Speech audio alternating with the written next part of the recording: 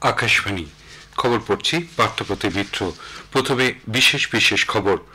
প্রধানমন্ত্রী হিসেবে তৃতীয়বার শপথ গ্রহণের পর নরেন্দ্র মোদী আজ নিজের দপ্তরে গিয়ে দায়িত্বভার গ্রহণ করেছেন। নতুন প্রধানমন্ত্রী হিসেবে পিএম কিষাণ সম্মান নিধি 17তম কিস্তির ফাইলে প্রথম স্বাক্ষর করেন তিনি। শ্রী মোদী পৌরোহিত্যে নবগঠিত মন্ত্রিসভার বৈঠক আজ বসতে পারে বলে আশা করা হচ্ছে। পশ্চিমবঙ্গ সহ দেশের 7টি রাজ্যে 13টি বিধানসভা আসনে উপনির্বাচনের দিনক্ষণ ঘোষণা করেছে নির্বাচন কমিশন। ভোট গ্রহণ 10ই জুলাই। জম্মু কাশ্মীরের জঙ্গি হামলার প্রেক্ষিতে আজ সকাল থেকেই ব্যাপক তল্লাশি অভিযান শুরু হয়েছে। নতুন সরকার গঠনের পরই দেশের শেয়ার বাজারে আজ সর্বকালীন রেকর্ড উচ্চতায় পৌঁছেছে। সেন্সেক্স 77,000 পয়েন্টের সীমা পার করেছে। আইসিসি টি-20 বিশ্বকাপের গ্রুপ লিগ পর্বের উত্তেজনাপূর্ণ ম্যাচে ভারত পাকিস্তানকে 6 রানে হারিয়ে দিয়েছে। আসছি বিস্তারিত খবরে। নরেন্দ্র মোদী আজ তৃতীয়বারের জন্য প্রধানমন্ত্রী হিসেবে তার দপ্তরে গিয়ে দায়িত্বভার গ্রহণ করেছেন। এরপরই তিনি নতুন প্রধানমন্ত্রী হিসেবে পিএম কিষাণ সম্মান নিধির 17তম কিস্তি টাকা ছাড়ার ফাইলে প্রথম স্বাক্ষর করেন। এর ফলে দেশের 9 কোটি 30 লক্ষ কৃষক উপকৃত হবেন। পিএম কিষাণ সম্মান নিধি প্রকল্পে 20,000 কোটি টাকার বেশি অনুমোদন দেওয়া হয়েছে। প্রধানমন্ত্রী বলেন, কৃষকদের কল্যাণে নবগঠিত সরকার প্রথম পদক্ষেপ গ্রহণ করল। কৃষকদের সার্বিক উন্নয়নে সরকার বদ্ধপরিকর বলে তিনি জানান। তৃতীয়বার দায়িত্ব গ্রহণের পর প্রধানমন্ত্রী বলেছেন, ভারত প্রতিবেশী রাষ্ট্রগুলির সঙ্গে একযোগে শান্তি, প্রগতি এবং সমৃদ্ধির লক্ষ্যে তার প্রয়াস অব্যাহত রাখবে। প্রতিবেশী দেশগুলির জনগণের সঙ্গে নিবিড় সম্পর্ক গড়ে তোলার পাশাপাশি যোগাযোগ ব্যবস্থার উন্নতি ঘটানো হবে। শপথ গ্রহণের পর রাষ্ট্রপতি ভবনে সফররত বিভিন্ন দেশের নেতৃবৃন্দের সঙ্গে মত বিনিময়ের সময় শ্রী মোদী প্রতিবেশী প্রথম এবং সাগর ভিশনের প্রসঙ্গ উল্লেখ করেন। তিনি বলেন, ভারত আন্তর্জাতিক ক্ষেত্রে দক্ষিণী বিশ্বের কণ্ঠস্বর হয়ে উঠবে। তার শপথ গ্রহণ অনুষ্ঠানে উপস্থিত থাকার জন্য রাষ্ট্রনেতাদের তিনি ধন্যবাদ জানান। রাষ্ট্রপতির আয়োজিত নৈশভোজে দ্রৌপদী মুর্মু সকলকে স্বাগত জানিয়ে বলেন, ভারতের গণতন্ত্র শুধু দেশের জনগণের জন্য গর্বের কারণ নয়, তা বিশ্বের লক্ষ লক্ষ মানুষের অনুপ্রেরণার কারণ। তৃতীয়বারের জন্য প্রধানমন্ত্রী পদে শপথ নেওয়ার পর বিশ্বের বিভিন্ন প্রান্তের নেতারা নরেন্দ্র মোদীকে অভিনন্দন জানিয়েছেন। সমাজ মাধ্যমে একটি পোস্টে কানাডার প্রধানমন্ত্রী জাস্টিন ট্রুডো বলেন, ভারত সরকারের সঙ্গে সম্পর্ক আরও এগিয়ে নিয়ে যেতে কানাডা প্রস্তুত। কানাডার প্রধানমন্ত্রীর অভিনন্দন বার্তার উত্তরে শ্রী মোদী বলেন, ভারত ও কানাডার সঙ্গে যৌথভাবে কাজ করতে আগ্রহী।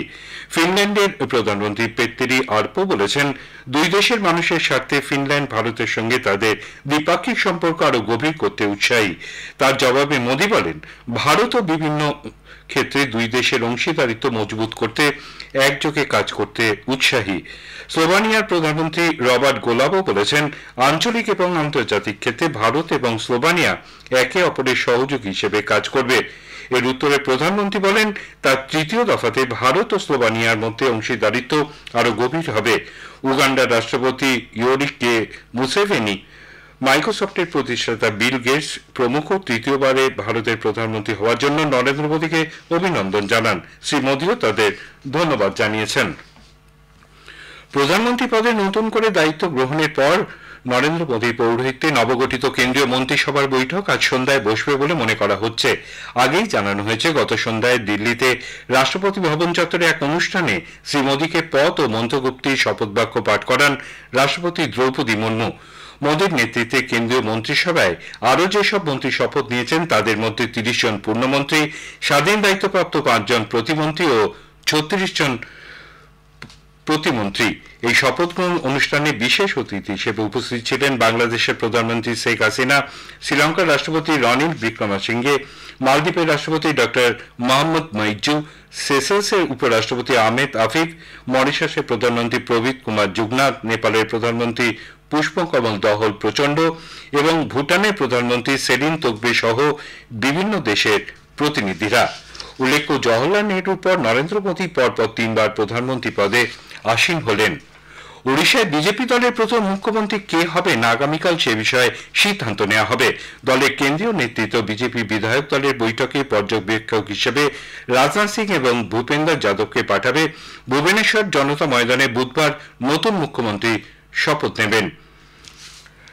সিকিমে প্রেম সিং তামাংয়ের নেতৃত্বে সিকিম ক্রান্তিকারী মোর্চা এসকেএম এর নতুন সরকার আজ বিকেল 4টায় গ্যাংটকে শপথ গ্রহণ করবে। পালজোর স্টেডিয়ামে আয়োজিত এই অনুষ্ঠানে শপথ বাক্য পাঠ করাবেন রাজ্যপাল লক্ষণ প্রসাদ আচার্য। শ্রী তামাং এই নিয়ে দ্বিতীয়বার রাজ্যের মুখ্যমন্ত্রী হচ্ছেন। এই অনুষ্ঠানের জন্য গ্যাংটক পুরসভা এলাকায় সমস্ত স্কুল, কলেজ, বিশ্ববিদ্যালয় বন্ধ রাখার নির্দেশ দেওয়া হয়েছে। নিরাপত্তার জন্য এই সিদ্ধান্ত বলে সরকারের তরফে জানানো হয়েছে। এই নির্বাচনে এসকেএম রাজ্যের 32টি আসনের মধ্যে 31টিতেই জিতেছে। পশ্চিমবঙ্গ সহ 7টি রাজ্যে 13টি বিধানসভা আসনে উপনির্বাচনে ভোট নেওয়া হবে 10ই জুলাই। এর মধ্যে এ রাজ্যে 4টি ছাড়াও রয়েছে হিমাচল প্রদেশের 3, উত্তরাখণ্ডের 2, বিহার, তামিলনাড়ু, মধ্যপ্রদেশ এবং পাঞ্জাবে 1টি করে আসন। কলকাতা মানিকতলা ছাড়াও উত্তর দিনাজপুর, রায়গঞ্জ, নদিয়া, রানাঘাট দক্ষিণ এবং উত্তর 24 পরগনার বাগদায় আগামী 10ই জুলাই উপনির্বাচনে ভোট নেওয়া হবে। এই জন্য ওই বিধানসভা এলাকায় আজ থেকে আদর্শ আচরণবিধি বলবৎ হচ্ছে। 21শে জুন পর্যন্ত প্রার্থীপদ দাখিল করা যাবে।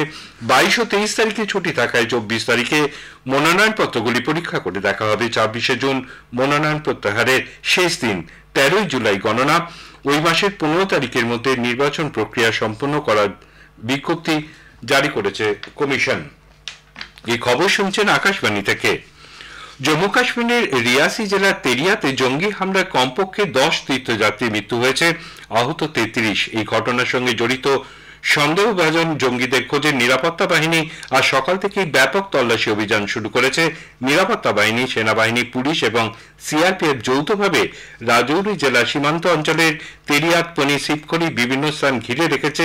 ড্রোন সহ নজরদারি, বহু সামগ্রী এবং স্নিপার ডগ নিয়ে তল্লাশি অভিযান চলছে।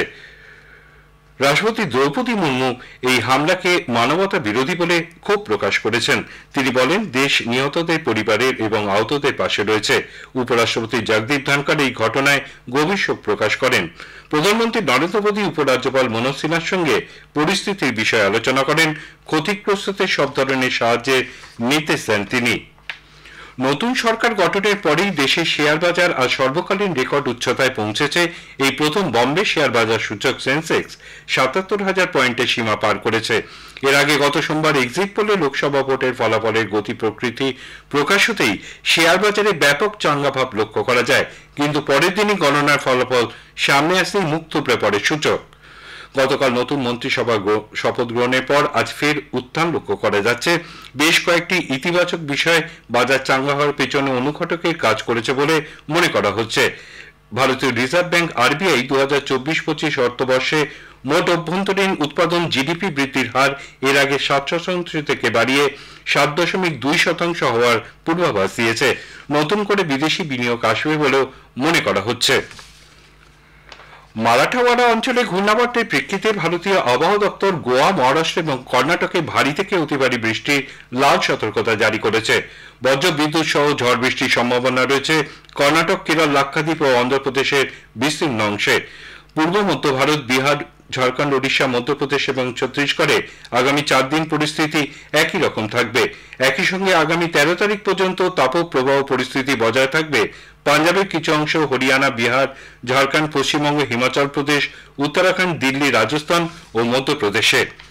দক্ষিণ সিকিমে প্রবল বৃষ্টিতে আজ ভোররাতে ধস নামলে কমপক্ষে এক মহিলা সহ 3 জনের মৃত্যু হয়েছে। উদ্ধারকারী দল এই 3 জনকে মৃত অবস্থায় উদ্ধার করে। এখনো প্রায় 12 জন পর্যটক নিখোঁজ রয়েছেন এবং বহু পর্যটক এই বিপর্যয়ে আটকে গেছেন বলে খবর পাওয়া গেছে। এবার আইসিসি টি20 বিশ্বকাপের খবর। विश्वास लिए खेलेंगे हम अंगारों से, जज्बा कुछ खास लिए जीतेंगे।